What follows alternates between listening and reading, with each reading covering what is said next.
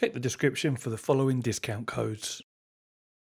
So after my review, there was loads and loads of questions in the comments, and whilst I tried to reply to them all there individually, there was a lot of questions that kept coming up. And I thought, let's make a video answering those questions. That's what we're going to do today. They're in no particular order. Obviously, they're all Quest 3 related, and I've just sort of copied and pasted the most common ones from the comments onto a document here. So I'm going to read the question, and I'm going to give you my answer. So, and of course, feel free to then share your thoughts on my answer to these questions in the comments. It's called a dialogue. It's how we get things thrashed out in the real world. So, first question, again, not in any particular order. Quest 2 owners, should you upgrade to a Quest 3? Now, the question there really is, what do you use your Quest 2 for? Is it just for standalone functionality, or do you use it for PC VR? Because right now, if you were to buy a Quest 3 and you were only going to use it standalone, there is almost no games that make use of the extra power, performance and resolution. You know, all the extra lighting and shadow effects we can have in games with a Quest 3, there's nothing really there taking full advantage of that. Yeah, or there might be like one title out. So if you were to buy this, owning a Quest 2, all your Quest 2 library does transfer across. You just log in and load all your games on. Now, whilst some of them will be receiving enhancements for the Quest 3, they do still instantly look sharper, more detailed, because of the higher resolution. There's not any additional graphical detail. The image is, of course, completely clear, you know, edge to edge. You've got a huge sweet spot and you have a wider FOV. Most people are measuring these around about 110 degrees field of view horizontally, which is interesting because that's what the Pimax Crystal's wide lenses that have now been given to some reviewers measure at as well. So you don't have to have a headset the width of a Pimax to have 110 degree field of view. You can do it in something this size. Again, that will depend how close it is to your face and your face shape and how recessed your eyes are, but that's roughly what it's measuring at. But yeah, so if you've got a Quest 2, should you upgrade to a Quest 3? Standalone functionality? No. I would say maybe wait till after Christmas, because there could be some bargains to be had after Christmas. I think a lot of people may get these for Christmas like they did with the Quest 2s, and some people after a month, they're just not going to play them anymore. It's just the way it is with VR. It isn't for everybody. Some people love it, some people hate it, some people are indifferent and get bored of new toys after a short period of time anyway. So come January, February, there may well be some second-hand bargain Quest 3s flooding the market, which is what happened with the Quest 2s also. If you use it for PC VR mainly, then I would say yes, upgrade like as soon as you can afford to. You know, maybe if you want to wait for the bargains to come in the new year, do that. But yes, upgrade from your Quest 2, because the PC VR experience is a night and day difference. You know, not only is there the wider field of view that I mentioned, the increased resolution for sharpness, the clarity of the lenses. I mean, the audio is better if you want to use the built-in audio, and the colours, of course, do pop a little more in the Quest 3. This applies, you know, standalone as well. But as I say, standalone software, your Quest 2 library will look a little better, but you won't notice much of a difference. And, you know, until another few months when we get some dedicated Quest 3 titles come out that make use of the hardware, you're not going to see a big difference. But if you do for PC VR mainly, or sim racing mainly, then yes, go ahead, grab one. Link in the description. It is a great little headset. So the next question that I got a lot, and this is a bit of a strange one, I'm going to assume it's from people that perhaps don't quite understand the technical side to VR headsets. And that is, Carl, PSVR2, as in PlayStation VR2, or Quest 3? Well, the reason the question's a bit strange, for those of you that don't know the answer, is because they are two very different headsets. They're not in any way compatible or interchangeable. So it isn't like you have a choice of going to a shop and going, oh, do I get the PlayStation VR2 headset or do I get the Quest 3?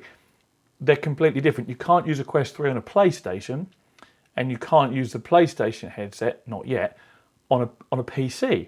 The PlayStation VR2 also isn't a standalone headset, so you know it's wired and you have to use it with a PlayStation. So that there isn't really a question that you can answer, because the answer is if you have a PlayStation, then perhaps get the PlayStation PSVR2. If you don't have a PlayStation, then definitely don't get the PlayStation VR2 headset because you can't use it. But yeah, it's not a, do I buy this, do I buy that? Because as you can see, they're two very different things. Standalone headset that works with PCs, PSVR2 only works with a PlayStation. It isn't standalone and it's wired. So yeah, that was probably one of the most popular questions, along with the next one actually, which is big screen beyond or Quest 3. And again, similar to the PlayStation VR2 or Quest 3 question, you're not comparing apples to apples again.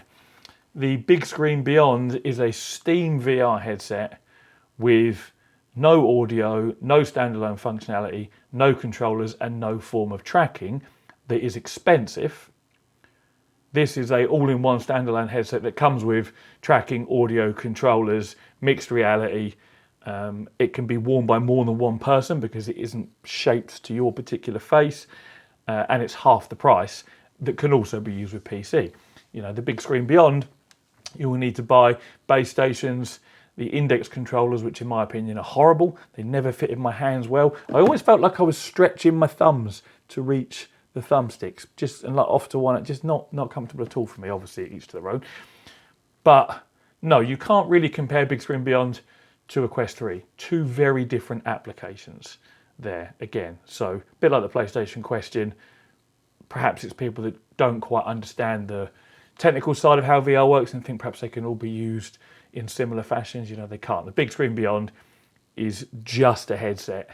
You'll then need to buy a form of tracking, which will be external base stations, some controllers to go with it, and it is molded to your face shape so no one else can use it, and you'll need some sort of audio as well. This, again, all-in-one headset. You pick it up, you put it on, you grab your controllers, you play some games, or you connect it wirelessly or with a cable to your PC and play your PC VR. So again, you've got to compare apples to apples.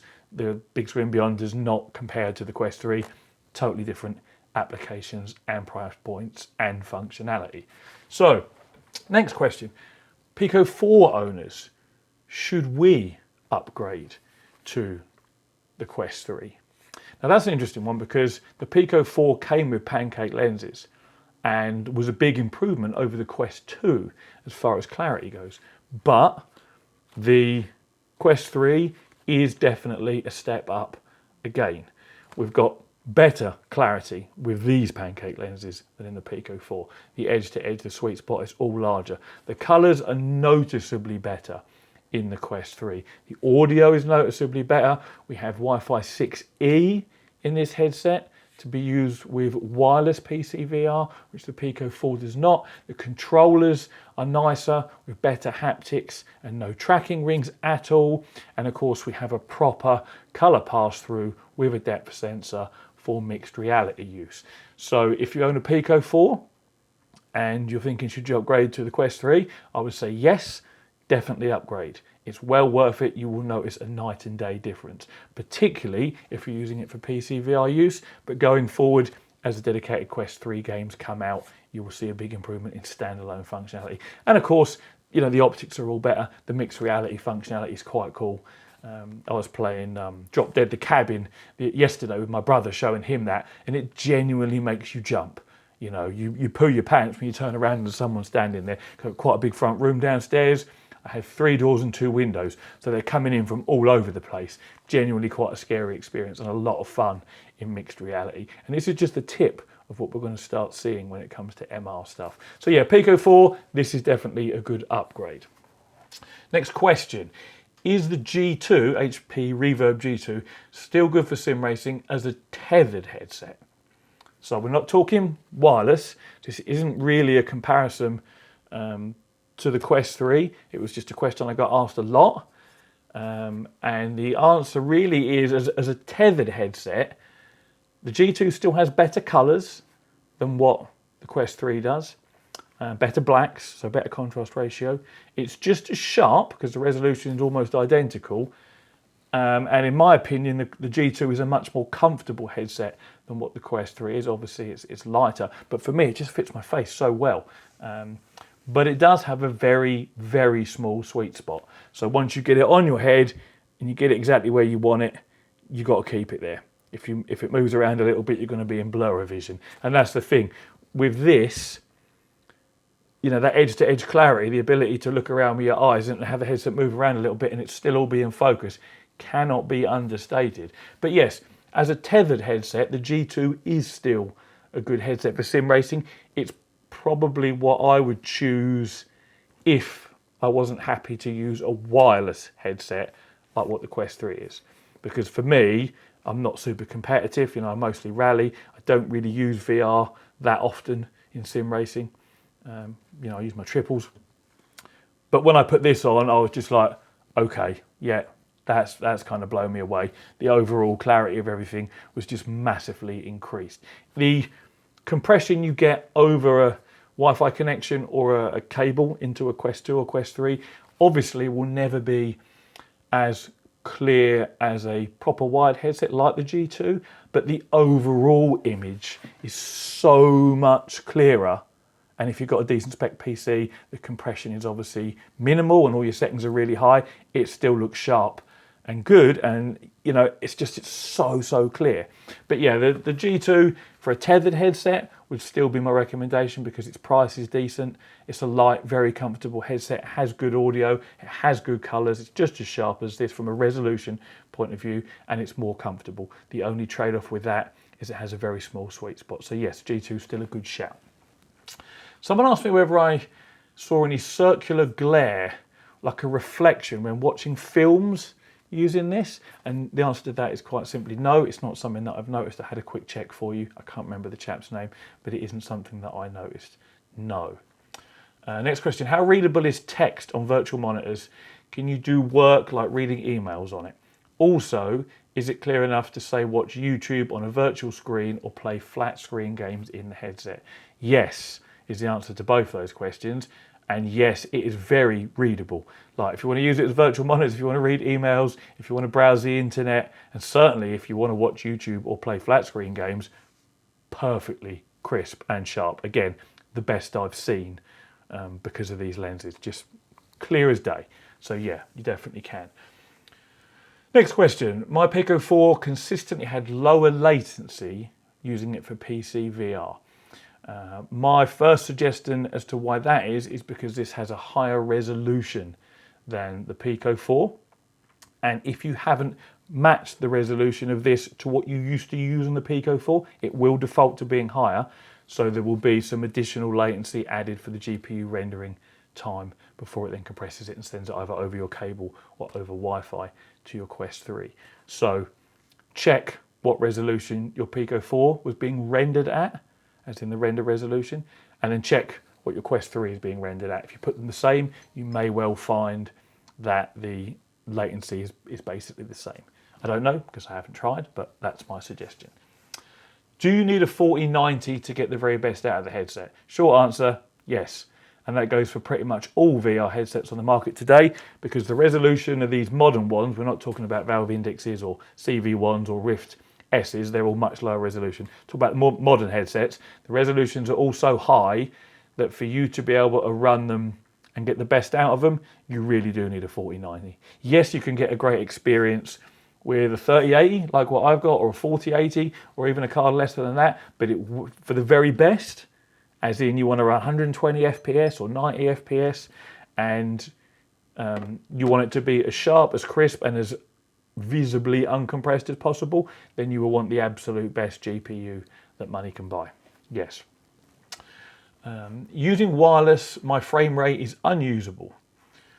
My first thought to this person's question, if your frame rate is unusable over wireless, I'm assuming it isn't wired then, because you would have just said my PC VR frame rate is useless. You specifically said wireless. I'm going to assume that either your Wi-Fi settings are incorrect. You've got a poor Wi-Fi connection. Maybe you're not using a dedicated router. Perhaps there's other devices on the same Wi-Fi network interfering, or your settings are too high for the spec of your PC. You really only get, you know, stutter and low frame rates for two reasons over wireless, and that's because the connection's poor or you've turned the settings up too high. But if your wired connection is fine at the same graphic settings, then I'm going to go with it's a poor Wi-Fi connection. So look into that. Next question. So what's the screen door effect like versus the Pico? So there is noticeably less screen door effect with the Quest 3, and that's because of the higher resolution of the panels in here. But because these lenses are even clearer than the Pico 4s, when you do see the screen door effect, like when the Meta logo comes on at the beginning, or in sort of light plain areas, you know, it's still visible if you look for it and focus on it. But it is less than the Pico 4, and that's just down to the higher resolution panels. Next question. VR Link, I'm assuming he means Oculus Link, it does not work 100% every time. Now, it doesn't specify wireless or wired link, just says VR Link, doesn't work 100% every time. So depending whether you're using Wi-Fi or over a USB connection, it's likely to be a USB port issue, quite common with VR headsets. They're often finicky about which ones they like to go in. Or if you're going wireless, again, it's going to be a Wi-Fi issue. Are you using a dedicated router that's then wired to the PC, other devices on the same network, etc., etc. It's unlikely to be an issue with the Quest 3 itself, especially if the Quest 3 works fine in standalone mode, and it's just when you use VR Link, as you've described it, that you have issues. It's most likely going to be the way you're connecting this to the PC. It could even be, again, you've got your PC settings up too high and it's making it stumble and start and hang. You know, you didn't really give me enough information to give you any more to give you a more in-depth answer. Next question. Dead pixels. Have I seen any dead pixels? Not on my headset, no. But it seems to be something that's quite common across all VR headset manufacturers these days. Because whenever I review a headset, someone in the comments will say I had to send mine back. It had X amount of dead pixels. And we're seeing the same thing with the Quest 3. And this is a little bit peculiar because that's one of the easiest things to check for from a quality control point of view. Have somebody put the headset on, you know, and cycle through a few different colours, blank, you know, plain colours, and just look for dead pixels as part of the QC control. It could even be automated for all I know. But it obviously isn't, because there's headsets coming out with dead pixels. Customers are getting them, sending them back. But no, I haven't got any, and I specifically looked when that question was asked the next time I used it, and I haven't noticed any dead pixels on mine, so fingers crossed they stay that way. I mean, it could be they come out the factory without dead pixels, they've passed the tests, and then somehow, maybe in transit or what, I don't know, the first couple of hours of use, pixels start to just fail randomly. Who knows? But no, mine's been okay so far. Next question. Is wired link better quality than over Wi-Fi? Again, we're talking plugging your USB-C cable in, then to a USB port on the PC versus going over Wi-Fi.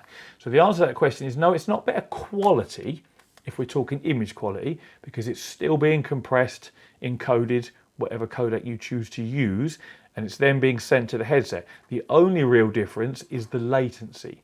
If you use a Wi-Fi connection, there will be network latency, the time it takes, pardon me, to send that information from your PC to your router, from your router to your headset, whereas when you're plugged in using the cable, that network latency won't exist. Now, typically, I get around 5 or 6, maybe 7 milliseconds of latency, probably mostly around 5, because I have a dedicated router just over there in this room, and I've got one downstairs in the front room as well. So for me, that extra 5 or 6 milliseconds makes no difference to my experience, really, in the titles that I play. But as far as overall quality goes, no, you don't get a better quality, you know, image using the cable. It's still going to be compressed. It's still being sent to the headset and then decompressed. It will just be latency added in by going over Wi-Fi. Carl, you say that this is clearer than the Pimax Crystal. That can't be the case. That's just ridiculous. So this is clearer than the Pimax Crystal.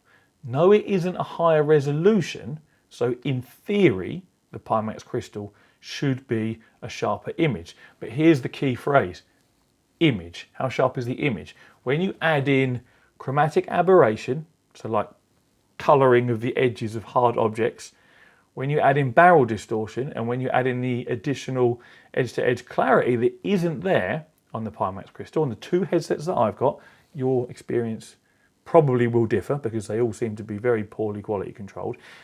You put this on, perfect edge-to-edge clarity, no barrel distortion, no chromatic aberration, the image is far, far clearer and sharper. It's just the way it is.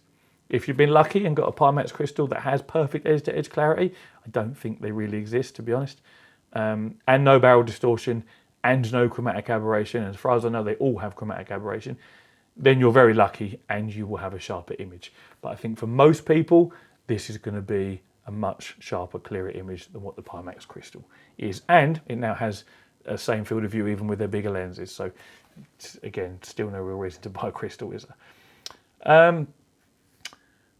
Wi-Fi connection for PC VR, finding the right router, Carl. Well, this is the last question, by the way. Finding the right router is not something I can help you with yet. I'm still using my Archer AX10 or AX15 that I used when I got my Quest 2. I bought two of them, like I said earlier, one for upstairs, one for downstairs, and they work perfectly with this. They're not Wi-Fi 6E though, they're only Wi-Fi 5, so I'm limited to 1200 megabits per second. This can do Wi-Fi 6E, so I will be getting a dedicated Wi-Fi 6E router. But just like when I bought the Wi-Fi 5 router, I had to buy 3 or 4 different ones to experiment and find one that gave the best performance, because in spite of the specification on paper, that did not reflect network stability or latency. And I actually ended up, out of the 4 I bought, I think it was the second cheapest one, gave me the lowest latency using virtual desktop to monitor the network latency and the most stability, in spite of it being almost half the price of the most expensive one that I bought. So I'm yet to do that experiment with Wi-Fi 6E routers. You know, you do a little bit of research online, you look at some reviews and you make a choice. But in my experience, even based on those, because most people aren't testing them for this purpose. Most people aren't streaming continually, you know, a game that's been compressed and then being decompressed on a virtual reality headset. We'll notice if there's a glitch or a hiccup because it will make us feel motion sick.